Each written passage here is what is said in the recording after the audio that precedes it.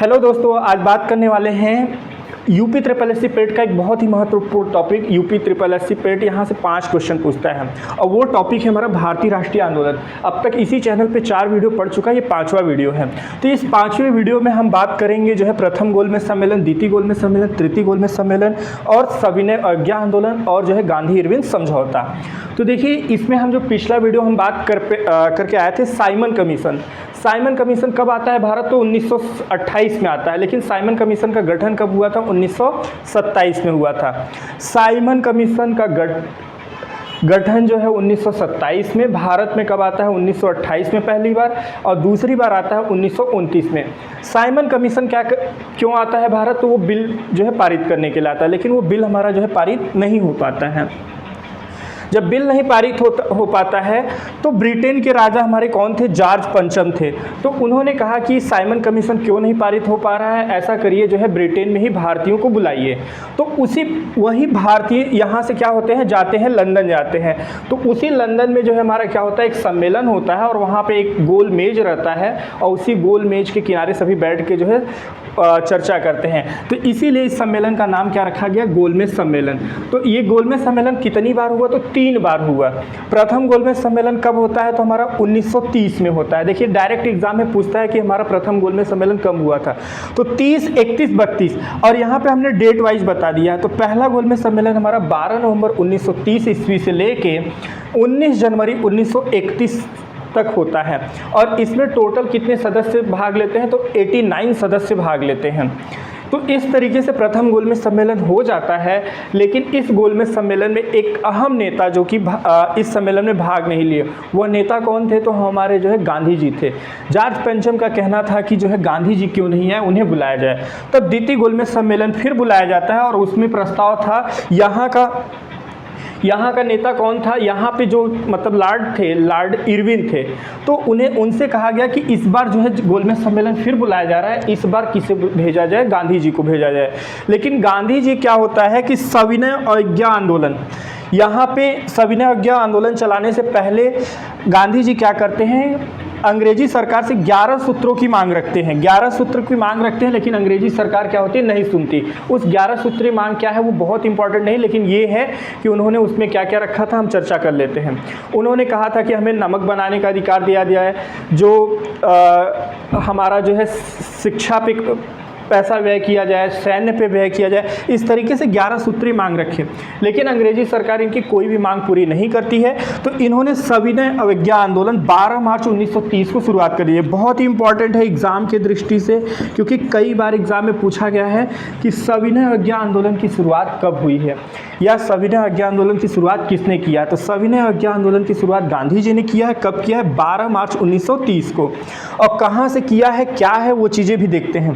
तो 78 अनुयायियों के साथ साबरमती आश्रम से 241 मील की दूरी तय करके, यानी 385 किलोमीटर, जो 78 अनुयायी थे साबरमती आश्रम से, ये क्या होता है? सविनय अवज्ञा आंदोलन की शुरुआत होता है। कितना, कभी कभी एग्जाम में ये डिस्टेंस भी पूछता है। तो 241 मील, अगर मील को किलोमीटर में बदलेंगे तो 385 किलोमीटर पैदल चल के 24 दिन बाद, यानी 5 अप्रैल 1930 को दांडी आश्रम पहुंचे और 6 अप्रैल 1930 को नमक कानून बनाकर इसे नमक कानून को तोड़े। इसी एवज में जो है इन्हें पूना के यरवदा जेल में बंद कर दिया गया। अब जब यहाँ पे द्वितीय गोलमेज सम्मेलन होने वाला था, गांधी जी को बुलाया जाता, तो गांधी जी उस टाइम जेल में थे। तो गांधी जी जब जेल में थे तो लॉर्ड इरविन गांधी जी से बात करते हैं कि आपको गोलमेज सम्मेलन में जाना है।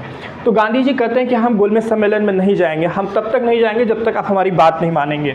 तो उन्होंने दो मांगे रखी कि हमें नमक कानून बनाने का अधिकार दिया जाए और जो भी कैदी हैं वो, अगर उन्होंने किसी भी तरीके की हत्या नहीं किया गया है, जो निरपराधिक कैदी हैं उन्हें छोड़ दिया जाए। तो ये लॉर्ड इरविन गांधी जी की बात मान लेते हैं और गांधी जी क्या करते हैं?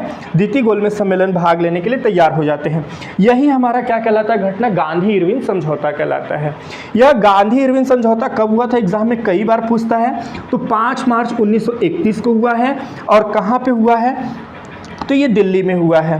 तो ये रहा हमारा गांधी इरविन समझौता। देखिए ये दोनों ही बहुत ही इंपॉर्टेंट है, हमारे एग्जाम में कई बार पूछा है कि गांधी इरविन समझौता कब हुआ है, सविनय अवज्ञा आंदोलन कब हुआ है। तो जब यहाँ से गांधी जी तैयार हो जाते हैं तो द्वितीय गोलमेज सम्मेलन में भाग लेने के लिए जाते हैं। द्वितीय गोलमेज सम्मेलन हमारा कब होता है, तो 7 सितंबर 1931 से 1 दिसंबर 1931। इसमें कुल कितने सदस्य भाग लेते हैं ये भी एग्जाम में पूछता है। पहले में तो 89 थे, दूसरे में कितने हैं, 31 है।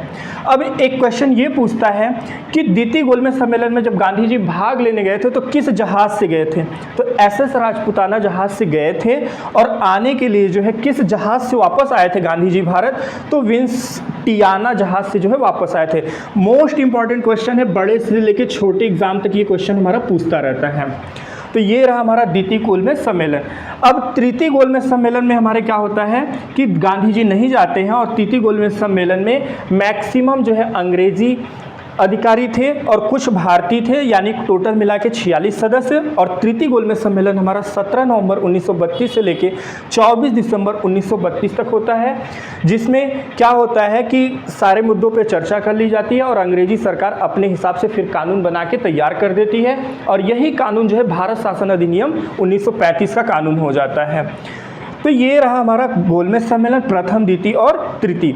अब इसमें एक चीज़ और इम्पॉर्टेंट है, इसका स्थान कहाँ है, तो ये कहाँ पे होता था गोलमेज सम्मेलन, तो सेंट जेम्स पैलेस लंदन में। ये भी एग्जाम में कई बार पूछा है कि कहाँ पे होता था, तो सेंट जेम्स पैलेस कहाँ, लंदन में। इसके उद्घाटनकर्ता कौन थे, तो ब्रिटेन के राजा हमारे कौन थे, जॉर्ज पंचम। अगर हमसे पूछा जाए कि गोलमेज सम्मेलन के उद्घाटनकर्ता कौन थे, तो जॉर्ज पंचम, ब्रिटेन के राजा। और अध्यक्षता किसने किया था, ये भी एग्जाम में कई बार पूछा है कि गोलमेज सम्मेलन की अध्यक्षता किसने किया था, तो रैमजो मैकडोनाल्ड ने किया था। ये ब्रिटिश के प्रधानमंत्री थे। और ये तीनों गोलमेज सम्मेलन का स्थान, उद्घाटनकर्ता और अध्यक्षता सेम है, सेम स्थान है, सेम उद्घाटनकर्ता है और सेम अध्यक्ष भी है। तो ये हमारा तीनों गोलमेज सम्मेलन इंपॉर्टेंट है। इसी गोलमेज सम्मेलन के बीच में हमारा सविनय अवज्ञा आंदोलन हुआ था और इरविन समझौता हुआ था। 30, 31, 32 आप याद रखेंगे कि गोलमेज सम्मेलन हुआ है। और यहाँ पे हमारा जो है उसी गोलमेज सम्मेलन में गांधी जी के बीच इरविन समझौता हुआ है। और एक चीज़ जानिए, जब गांधी जी नमक कानून तोड़े थे तो इन्हें जो है गिरफ्तार कर लिया गया था। तो ये एग्जाम में कई बार क्वेश्चन पूछता है कि नमक कानून तोड़ने जब गांधी जी गिरफ्तार हो गए तो उस सविनय अवज्ञा आंदोलन का नेतृत्व किसने किया था, ये मोस्ट इंपॉर्टेंट क्वेश्चन है। तो कौन किया था, अब्दुल गफ्फार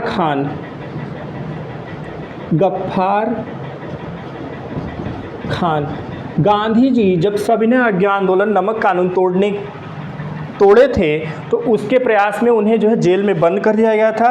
तो नमक कानून तोड़ने के एवज में जब गांधी जी गिरफ्तार हुए थे तब उसके बाद किसने सविनय अवज्ञा आंदोलन का नेतृत्व किया था, तो अब्दुल गफ्फार खान। इसीलिए इन्हें क्या कहा जाता है, सीमांत गांधी कहा जाता है, क्योंकि इन्होंने गांधी जी के बाद इन्होंने अपना नेतृत्व किया।